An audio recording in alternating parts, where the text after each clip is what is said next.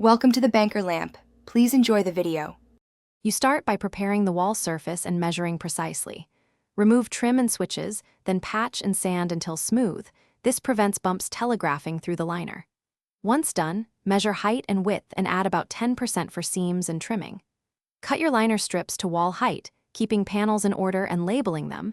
This speeds installation and keeps pattern alignment.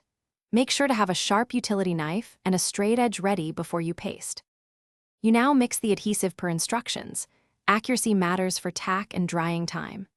Once mixed, apply an even coat to the back of the liner, then fold or book it for 1 to 2 minutes so the paste soaks in and the material relaxes. Start hanging the first panel by aligning it plumb at a corner or edge, using a level. Smooth from the center to the edges with a brush or roller to expel air and ensure full contact. Trim excess at ceiling and base. You finish by installing subsequent panels, butting seams tightly and matching pattern. Wallpaper liners typically require butt seams, not overlaps, so follow that rule. Trim excess with a sharp blade and straight edge at ceiling, corners, and baseboard. Make sure seams are smooth and use a seam roller if recommended. Once done, clean paste residue promptly. If something goes wrong, here's a key tip.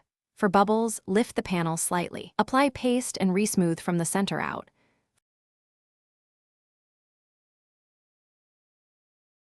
Thanks for watching. If this was helpful, leave a like and consider subscribing. See you next time.